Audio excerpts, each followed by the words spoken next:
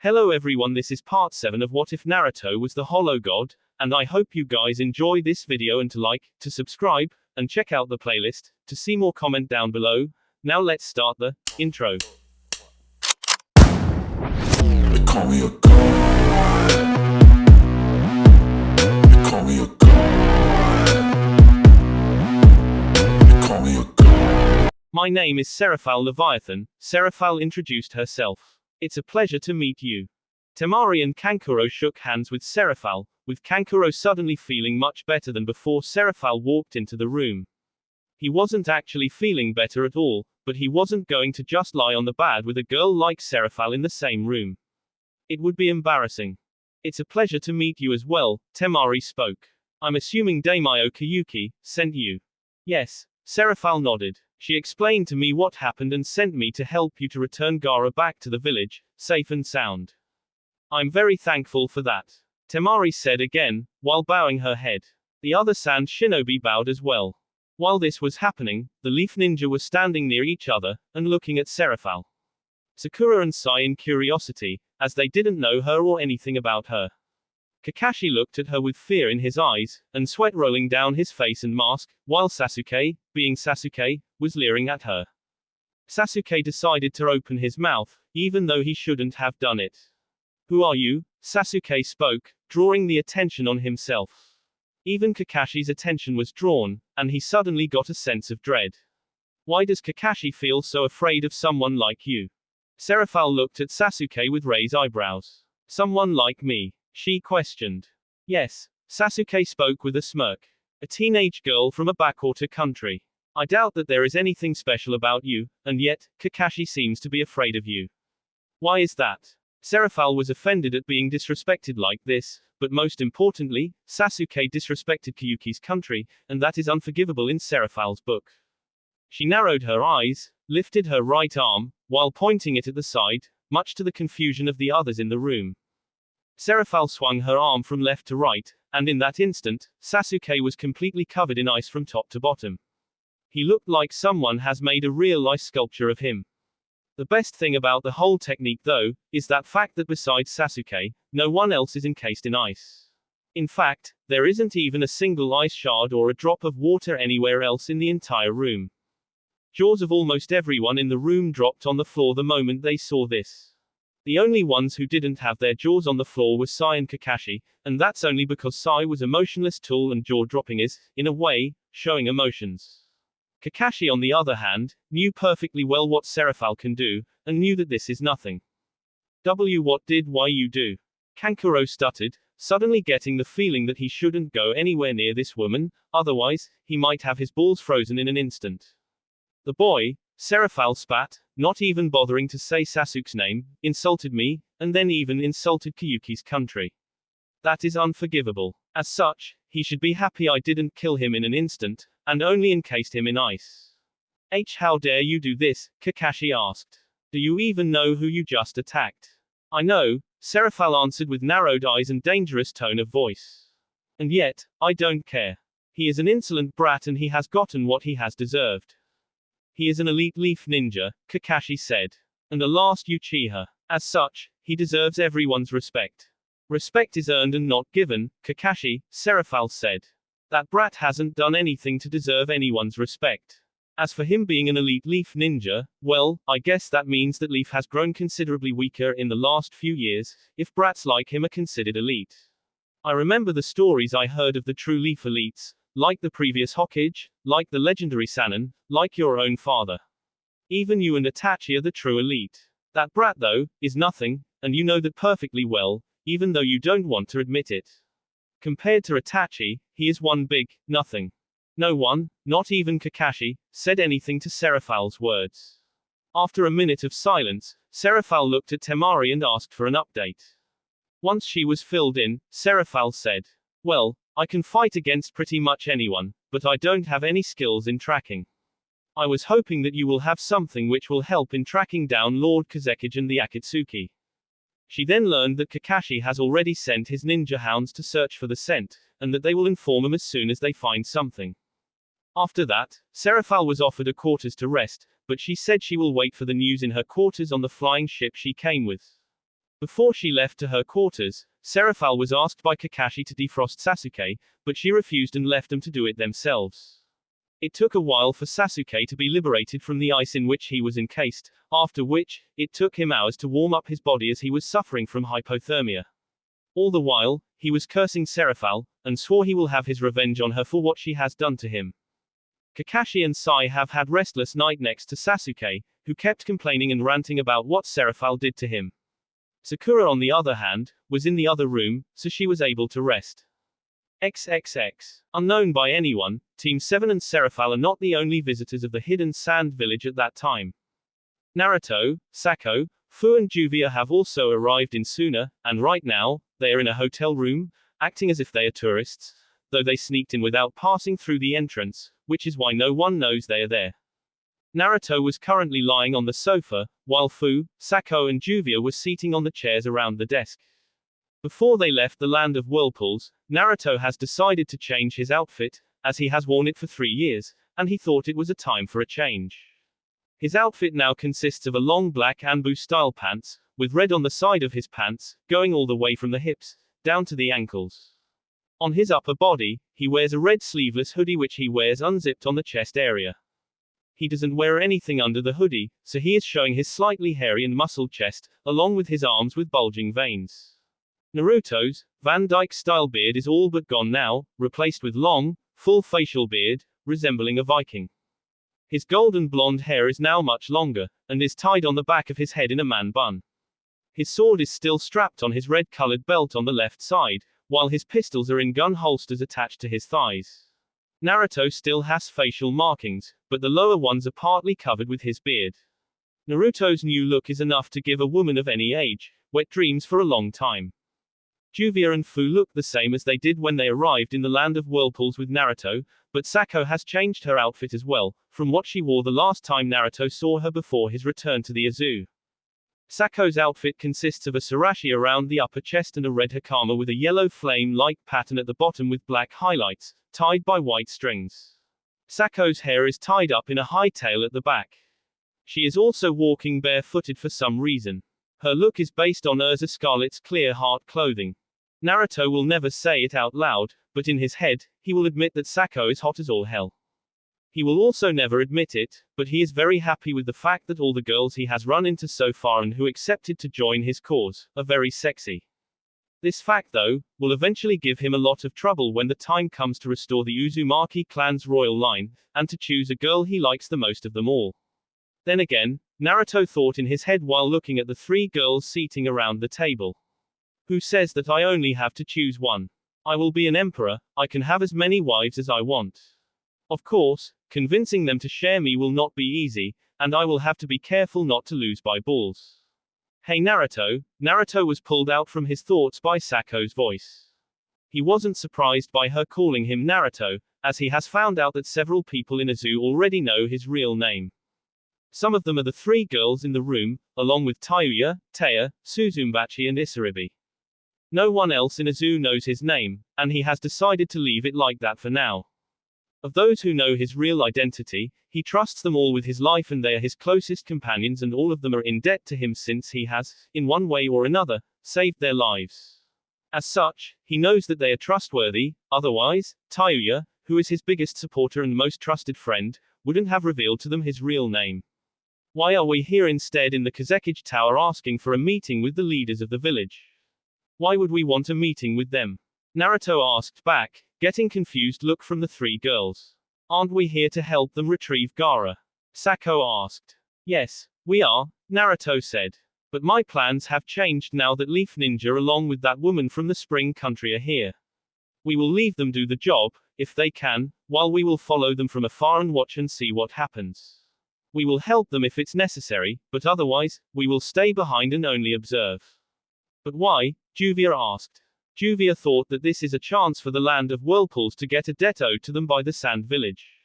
If we were to save their Kazekage, we could ask for anything in return. That's true, yes, Naruto said. But I don't want to reveal myself, or you for that matter, unless it's necessary. We came here as I didn't think that the Leaf Ninja will show, and I had no idea that Spring Country has someone as strong as that woman. Since they are here, there is no need for us to do anything, unless of course, something goes completely wrong, in which case, we will have to intervene and do something. What if Ichibi is extracted by the time Gaara is found and he ends up dead? Fu asked. Naruto looked at her for a moment, and sighed. Let's hope that doesn't happen, he said. Besides, there really is nothing we can do at this moment. I don't have any skills in tracking, and my pesquisa might cover the borders of the Land of Wind, but I won't be able to extend it farther than that, which means that I can't find out where Gaara is. The three of you neither have skills in tracking, which means that all we can do is wait and follow the others once they leave. If Gaara does end up dying, Fu spoke again. Will you be able to revive him like you did me? Naruto looked at her for a moment, before he shook his head. I doubt it, he said. I was able to revive you since your souls didn't leave to the afterlife, which means that, unless the same thing happens to Gaara, I won't be able to do anything for him if he dies. So let's hope that he doesn't die. I see, Fu said and sighed. She has met Gaara during the Chunin exams few months before, and he seemed like a good guy. On top of that, he is a Jinchuriki just like she was, so she has some connection to him. I hope nothing happens to him. I don't think he deserves to die like I did. No one in the room said anything at Fu's wish, but Naruto agreed with her. Sako and Juvia didn't know Gaara, but seeing as Naruto sees him as a friend, they want to save him as well. Otherwise, if not for Naruto and Fu, the two of them wouldn't have cared about Gaara. XXX. The next morning, Pakken returned with the news that he has found out where the Akatsuki has Gaara and shows to Kakashi on the map. Not long after, Team 7 of Konoha, along with Seraphile and Chio, left the Sand Village and went to the Land of Rivers, where the Akatsuki were in the process of extracting the Ichibi from Gaara. Temari wanted to come with them, along with a pursuit squad, but the council ordered them to stay behind in order to guard the village in case of the enemy invasion, so, they stayed. Naruto's pesquisa has far reach, and as such, he and the girls were able to tail the others from the safe distance and not being worried about being discovered nor about losing the tail. The pursuit went for a while, with Naruto and his group following the other group across the Wind Country all the way into the Land of Rivers. Suddenly, XXX. Earlier, inside of the chamber where the Akatsuki are extracting the Ichibi from Gaara, Zetsu had some news for the group. Our location has been discovered, the black half of Zetsu said. The enemy approaches. Which enemy is that? Deidara asked. A team from the Leaf Village along with 2 other female ninja, Zetsu's white half said. Why would Leaf Ninja be coming here? The leader asked, while looking toward Itachi, thinking that he might have some idea. I don't know, Itachi said. But if I have to guess, now that Danzo is the Hokage, he probably sent a team to save the Kazekage, but instead of returning him to the sand, they are to take him to Leaf, and use him as bargaining chip. Yes, the leader said. Danzo does operate in that way. Who are the members of the team? Zetsu. It's a team consisting of Kakashi Hatake, and his students. Black Zetsu said, making everyone surprised. So, Danzo sent a Sharingan user to get the Kazekage, the leader mused. Kakashi is infamous, but what is his real skill set? Itachi. Itachi shrugged. Kakashi is a high A rank shinobi, he said. He would have been higher though, if he didn't stop his training. He is arrogant and believes in his skills far too much, even though they are nothing special. He will not be a threat to any of us here. What about the others? The leader asked. Hidden commented in a way only he would. They are Chunin. What problem can a group of 3 Chunin and 1 A-rank Jonin cause even if they show up here? Sasori and Deidara are more than enough for them. You might be right, Hidden, the leader commented. What about the other 2 you mentioned, Zetsu? One of them is Chio of the Sand, Zetsu said, and immediately Sasori's eyes widened. As for the other, it's the ice demon of the spring, Seraphile Leviathan. Everyone's eyes widened the moment they heard that Seraphile is with the group. That can be a problem, the leader said, and thought for a moment. She is very powerful and would be one of the stronger members if she was a member of the Akatsuki. It's a shame we couldn't get her to join our side. She would have been very useful. What should we do? Black Zetsu asked. The leader said, we will use that jutsu. I'll go, Hidden said, very eager to fight. I'll take him on. It will allow me to make up for failing to find a Jinchuriki host. No, the leader said. Itachi will go, since he's one of the strongest members and he personally knows the majority of that group. He will also be a good counter with his fire jutsu against the Ice Devil. That woman is far big of a threat for you hidden. Among us here, Itachi and I are probably the only ones who can take her in one-on-one battle. Hidden huffed, but didn't oppose the leader. He knew better than that. Even if Itachi can take her one-on-one, he will still have to take on the others as well. Kisame commented. It's not necessary for him to win, the leader said. He only needs to delay them for a little while. The others nodded at that, and went back to the pulling the Ichibi from Gaara. XXX. Team 7, Chio and Seraphile, found themselves intercepted by Itachi. Why the hell is he here? Kakashi wondered. Shouldn't he be in the middle of tailed beast extraction? There is no way that they were able to pull out Ichibi from Gaara so soon. Who is that? Sakura wondered. She was the only one in the group who didn't seem to recognize Itachi. Unfortunately, Itachi's appearance only made Sasuke even angrier than he was. Itachi! Sasuke roared and charged at his older brother without thinking. Sasuke pulled out a Fuma Shuriken from the scroll and charged it with lightning chakra.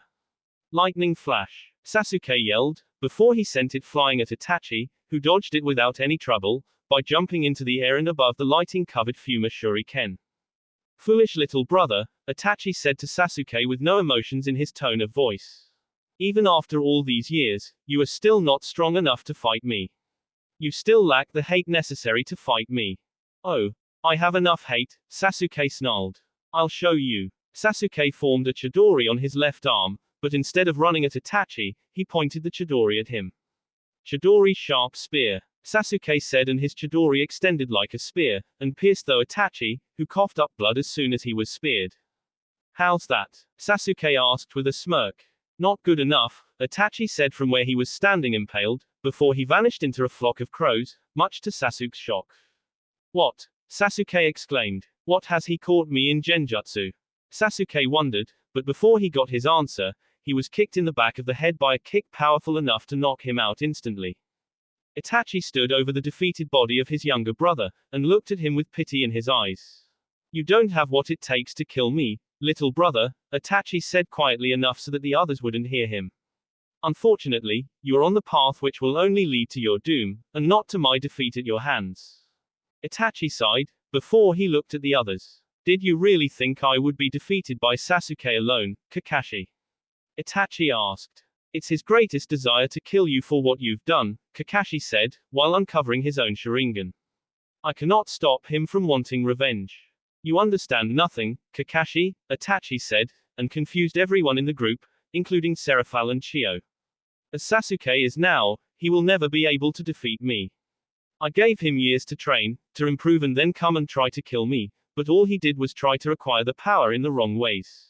He even killed his friend, his only friend, in order to get more power, and even that has failed.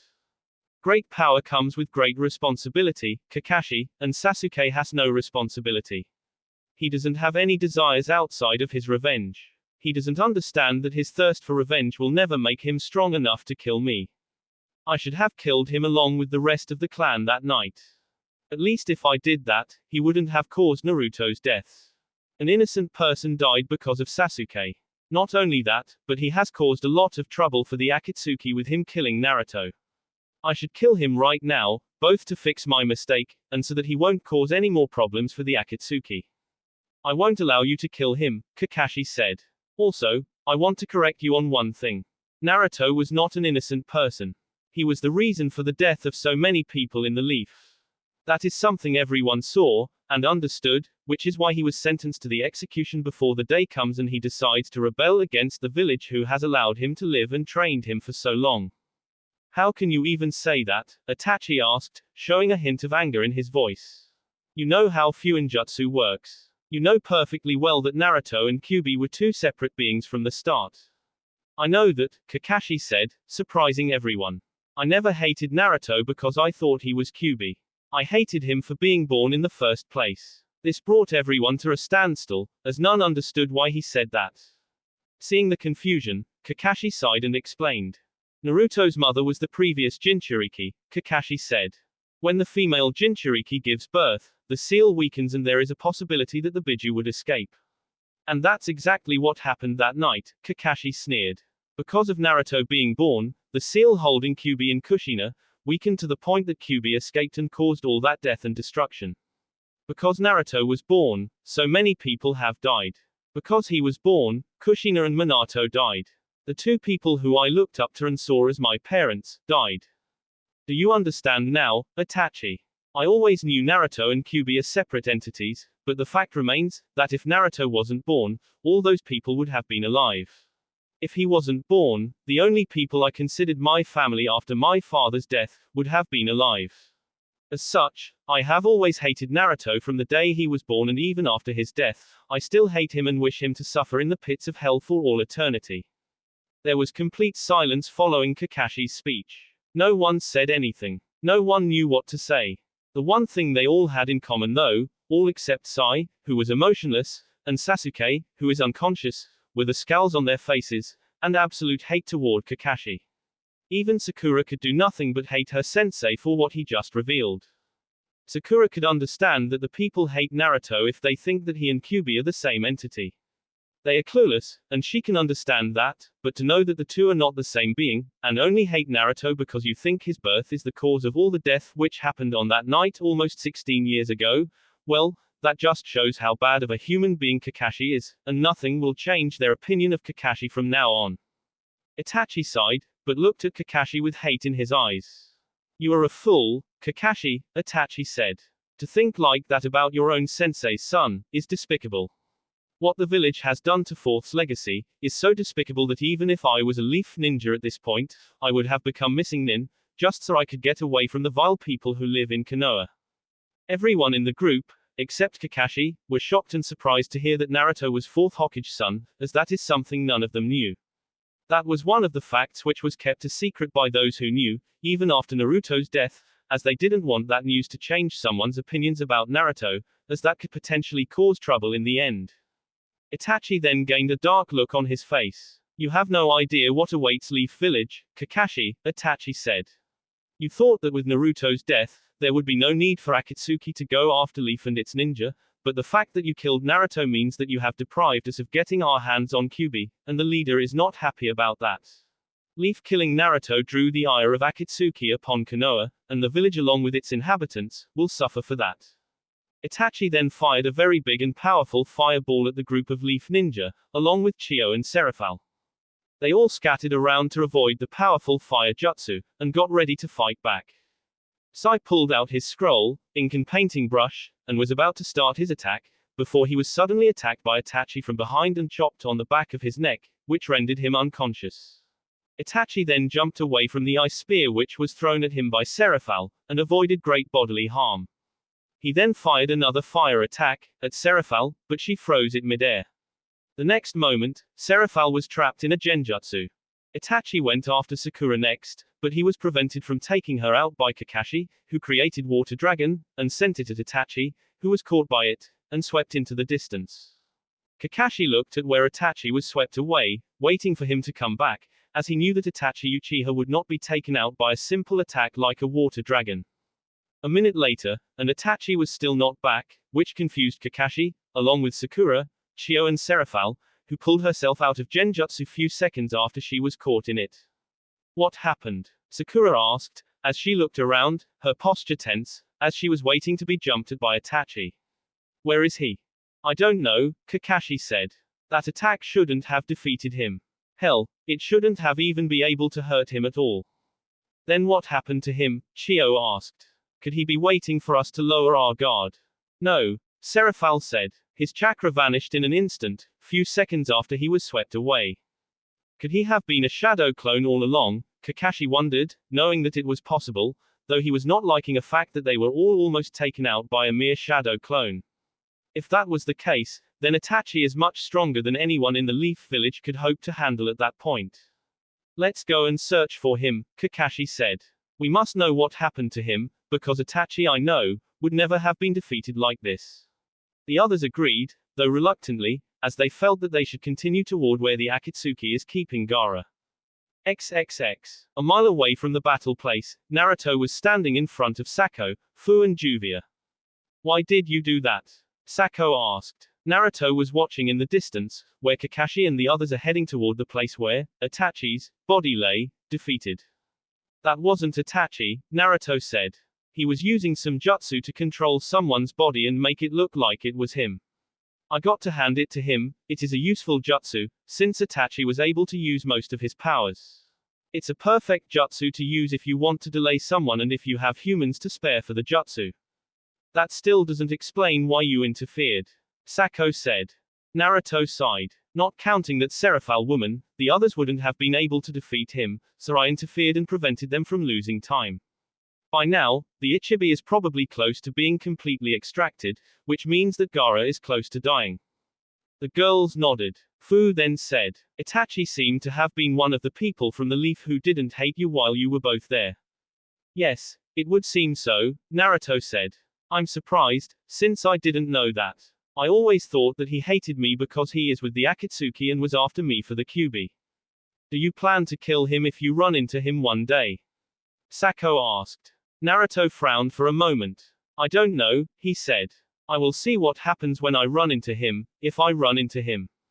The foursome looked in the distance, at the group of people who have just found the body of the ninja who was used by Itachi's jutsu, until he was defeated by Naruto. XXX. Who is that? Sakura asked with a frown on her face. I don't know, Kakashi said. He is wearing Akatsuki robes, and looks like he was in battle, but this is not Itachi.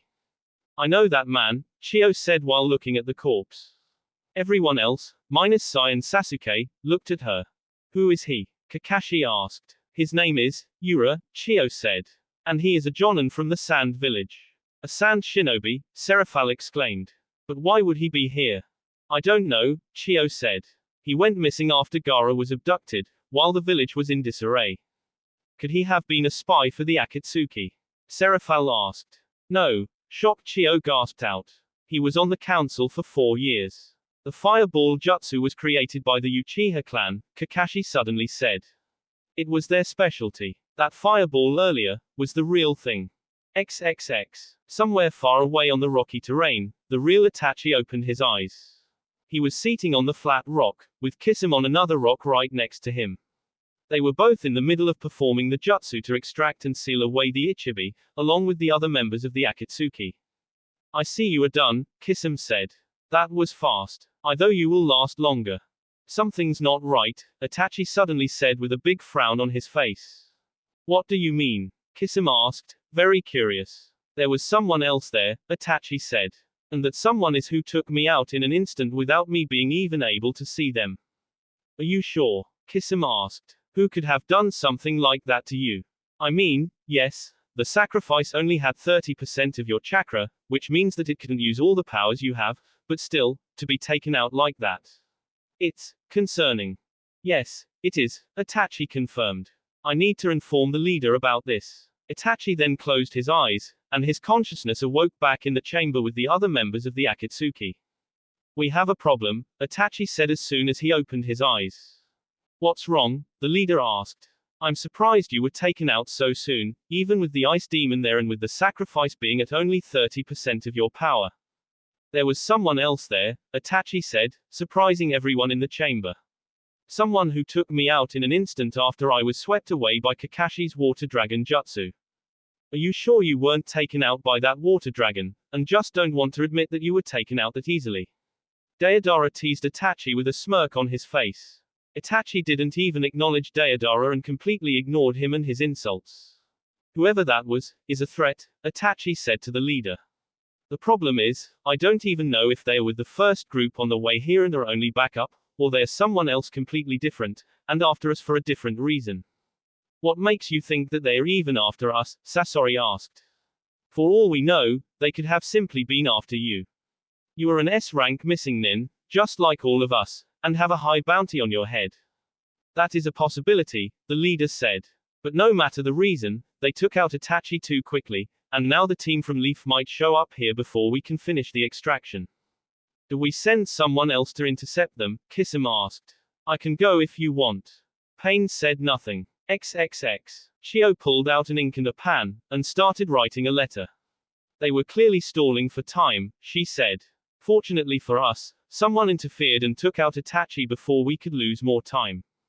Yes, Seraphile said. But who? I don't like not knowing that fact. It seems someone is following us, but I can't sense them, and on top of that, we don't even know who they are after. I don't know who took Itachi out, Chio said. But it's a good thing they did. Since the Akatsuki was using a jutsu like this to stall for time, means that the extraction of the tailed beast has already begun. Kakashi nodded. We are running out of time, he said. We need to get to Gaara as soon as possible.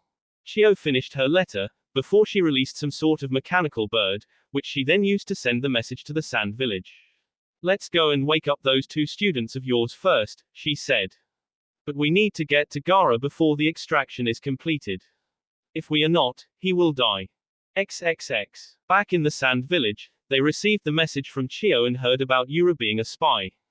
They finally realized that it was because of Yura, that the Akatsuki were able to gain entrance into the village in the first place.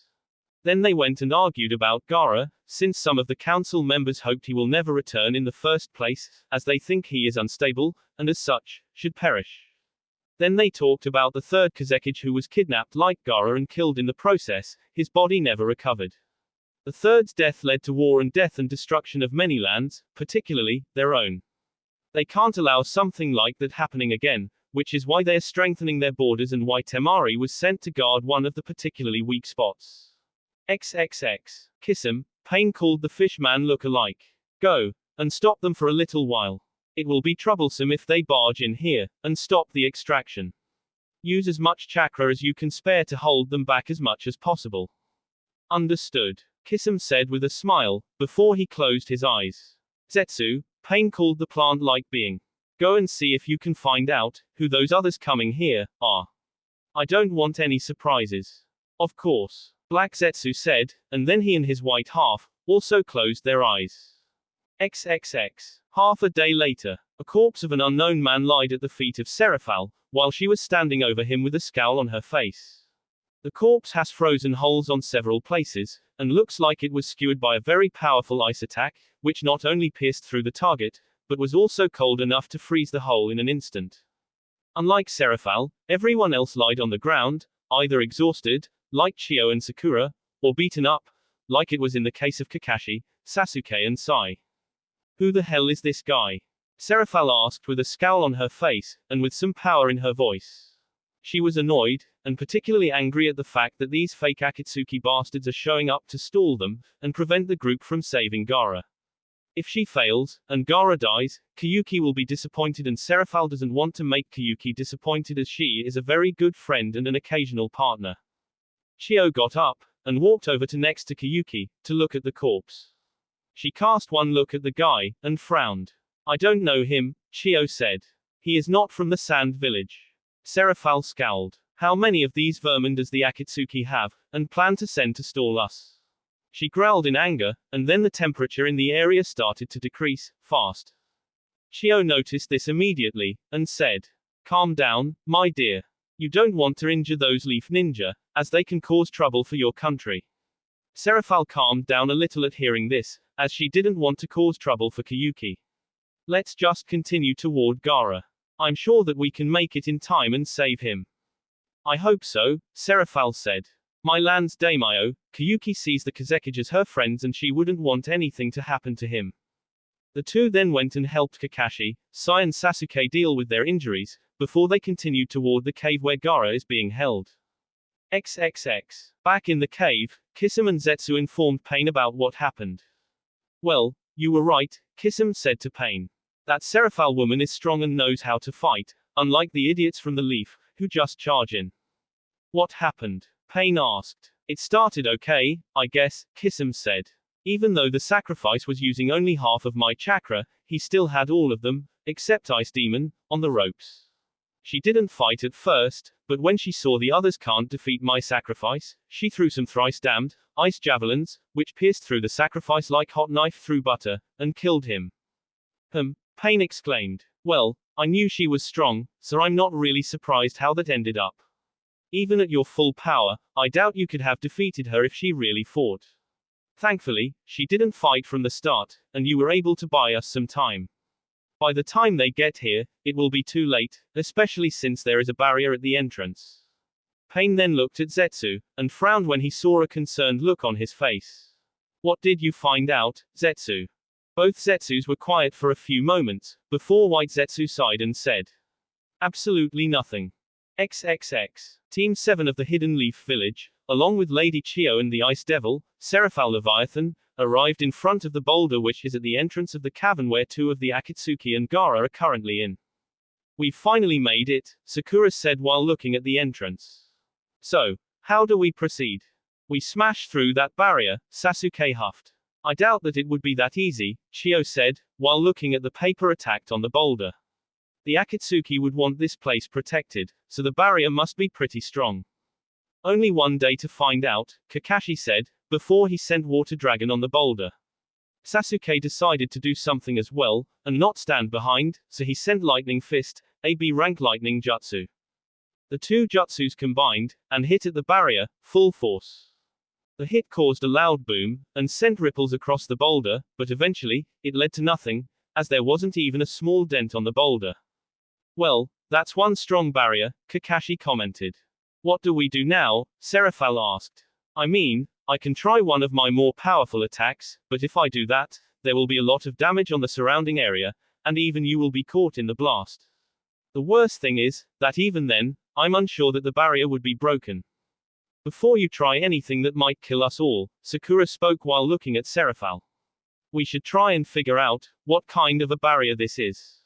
"Okay," Kakashi said. "Then let's figure this out." XXX. While they were trying to pass the barrier, Naruto, Sako, Fu and Juvia are not far behind them, watching from the distance. Naruto rubbed his chin, while looking at the tag on the boulder. "It's a 5-seal barrier." "What's that?" Fu asked. "It's a very powerful layer of protection, in which 5 tags, with the word forbidden written on them, are spread around the area that is being guarded," Naruto explained. "On that boulder is 1, which means that there are 4 other on another locations." "So how are they taken down?" Juvia asked. "Can they just take them off?" "No," Naruto said. "That would be too easy. Those tags, as I said, are at 5 different places, and they need to be taken down at the exact same moment. So they have to take them down, simultaneously." Sako guessed. "Yes," Naruto confirmed. "The barrier won't budge any other way." "But Naruto, how can they find those other tags?" Juvia asked. "They could be anywhere." "You are right, my dear Juvia," Naruto's words made Juvia blush, and also made Sako and Fu narrow their eyes. "They have to find all those tags, and remove them at the same time. That is something that they can't do, as they neither have the skill nor the way to do it." "So what are they going to do?" Sako asked. Naruto said nothing. XXX. Sasori, Deidara, Pain addressed to the 2 members of the Akatsuki who were inside of the cavern. "You two take care of our new friends, outside. Is that understood?" "Yes," Sasori said. "I knew you would say that." Deidara sighed. "All the others are dismissed," Pain said, and then his hologram disappeared, followed by the other members of the Akatsuki, save for Sasori and Deidara whose bodies are there to begin with. XXX. "I think I'll give them a hand, one last time," Naruto said with a smirk on his face. Sako shuddered when she saw the look, and wondered what Naruto was planning to do. "What are you going to do?" she asked. Naruto's smirk widened, and then his right arm was coated in a black and purple darkness, like some sort of miasma. The 3 girls saw this, and felt pure evil coming from the darkness. It was so bad, that the 3 of them moved away from Naruto as far as possible, while still being close enough to see what he plans to do. "Death Fist!" Naruto shouted and punched forward into the distance, releasing a fist-shaped attack made out of dark miasma, which destroyed everything it touched in an instant. The girls looked at the miasma Naruto fired from his hand, in disbelief, as it traveled through the forest, turning everything on its path into dust. None of them have ever seen Naruto using this power, so they were surprised, and more than a little afraid, as they can feel how evil it feels. That fact that everything that is touched by the miasma dies in an instant made it even more terrible and worthy of being afraid. As the Death Fist traveled into the distance, it soon came close to the group of Akatsuki pursuit squad, standing in front of the barrier.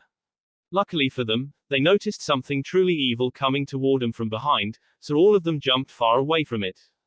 The moment the darkness touched the barrier, the whole thing was broken in an instant, and completely disintegrated the boulder as well, before it continued to go inside of the cavern, where Sasori and Deidara jumped away from the fist of death, so that they wouldn't be swallowed. Luckily, Gaara was not in the path of it, so his corpse was safe, not that it matters really, since he is dead. Once the death fist has passed through the cavern, and even managed to punch through the wall on the far side, it went outside again, and after a few hundred meters, it exploded into a dome of darkness, which ate everything inside of it, from the leaves and trees, to the occasional animal, and the ground itself. Nothing was spared. Sako, Fu, Juvia, the Leaf Ninja, along with Chio and Seraphile, and the two Akatsuki, all goggled at the path of destruction created by Death Fist. They have all seen a lot in their lives, regardless of how long or short they are, but this is something none of them have ever seen before. Hell, they never even heard about anything like this. The hell was that? Deidara shouted so loud, that even Naruto and his companions heard him, and they were like, half a mile away from the chamber. There is no need to say that Kakashi and the others heard him as well, and this brought them back to reality, as they seem to have had their minds blown by what they just witnessed. Kakashi-sensei, Sakura called slowly. What was that? Everyone looked at Kakashi, waiting to hear if he knows the answer. Unfortunately for them, he didn't. I don't know, Sakura, Kakashi said. I have never before seen something like this. While everyone who saw this was very afraid of it, and are wondering who did it, and what it was, Sasuke was, on top of being afraid, which he will not admit, he was also seething in rage, because he believes that this is the kind of power he will need to kill Itachi, and that he deserves to have it and no one else. Seeing that the barrier is taken down, and not daring to go and search for the one who destroyed it, Kakashi and the others entered into the cavern, only to be met by Sasori and Deidara, standing in front of Gaara's corpse. The moment they saw Gaara lying there, dead, Kakashi knew that he has failed his mission of retrieving Gaara for the Leaf Village. Danzo is not going to be happy about this. Kakashi sighed in his head. It looks like we were too late, Sakura said while looking at Gaara with a solemn expression on her face. She knew that this means that her team has failed the mission, and knows that there will be consequences, since Danzo is not like Tsunade, and he is sure to punish them for the failure, especially since it was a very important mission, and on top of that, this is the second S-rank mission Team 7 has failed in the last week. She is also sad, because she knew that Gaara was Naruto's friend, and while she didn't necessarily like Naruto, she didn't hate him either, and thinks that his death was unnecessary. I bet if Naruto was here, he would be throwing a fit from the moment he sees Gaara's body like this. Sakura though while smiling slightly at that picture. Chio was also sad that Gaara was dead, and she partly blamed herself, since not only was she the one who sealed Ichibi into Gaara, but it was also her grandson who had a hand in Gaara's death. She was also thinking about her grandson who was standing not far from her. This was the first time in 20 years that she has seen him, and she can't help but wonder about his appearance. Sasuke didn't care that Gaara is dead, as he has hated him ever since the Chunin exams in Konoha. The fact that Gaara saw Naruto as a friend, and has severed ties with Konoha because they ordered Naruto's death, didn't help in lowering the hate. It only increased it, as Sasuke hates Naruto with a passion for denying him the Mangekyo Sharingan which he wanted so badly. Sai was as emotionless as ever, and just like Sasuke, he didn't care about Gaara's death. Although, unlike Sasuke, he doesn't hate Gaara, and knows that Danzo will punish him severely, along with the others for not getting to Gaara in time. He almost shuddered at the thought. Seraphile, while she normally appeared to be calm and has bubbly personality, is also very hot-headed, and easy to anger, especially when someone she cares about is harmed or suffers in some way. Now, while she didn't really know Gaara that much, and is not her precious person, unlike her little sister and Kyuki, she knew that he is Kyuki's close friend, and as such, she made it her job to save him. Unfortunately, she was late in saving him, and because of that she knew that Kyuki will be very sad. The thought of sad Kyuki made Seraphile very angry, and angry Seraphile is bad news for everyone. The temperature suddenly started to drop very quickly, and everyone looked at Seraphile, as they knew that she is the one who is causing this. Everyone shuddered at the sight of an angry Seraphile surrounded by ice-blue aura, and at the sight of the water under their feet, slowly turning to ice before it started spreading to the cavern floor and the walls. You killed Princess Kyuki's friend, Seraphile growled, sending shivers down the spines of Deidara and Sasori, who were looking at her with wide eyes.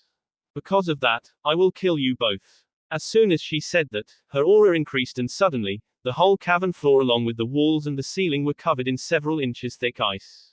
The only thing not covered in ice were the two Akatsuki and the Leaf Ninja, along with Chio, as they were all able to jump into the air, and avoid being frozen. Gaara was also frozen. The mouth on Deodara's right palm spit some explosive clay, before Deodara shaped it into a small clay bird, and then increased it in size, enough so that he can stand on it. Sasori, on the other hand, came back down and onto the ice-covered floor, right next to where Gaara's frozen body lay. That woman is truly dangerous, Sasori commented, while looking at Seraphile. I have never seen someone control ice, or any other elemental bloodline to this level. This goes beyond anything I have ever seen. I agree with you, Sasori, my man, Deodara said while glaring at Seraphile, who glared back at him. A minute later, Deodara smiled, and said, her powers are really beautiful. I'd almost say that they are art itself. But her powers are more like yours than mine. As such, I think I want to fight against her, as it would be the closest thing to fighting you as I can get. What do you say, Sasori? Should I take care of her, while you take care of the pests from the leaf and that old lady? Sasori looked at Deodara up in the air, and scowled. Do as you like, Sasori said.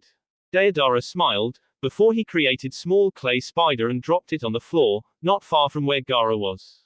As soon as the spider fell on the ice-covered floor, Deodara activated it. Katsu. The spider exploded, destroying a portion of the ice on the floor and the ice which was covering Gaara. The explosion also sent some ice shards flying around, and toward the Gaara rescue squad, who all had to shield themselves from them. While they were all shielding themselves from the flying ice shards, Deodara's clay bird came down and grabbed Gaara in its beak, before it partly swallowed it.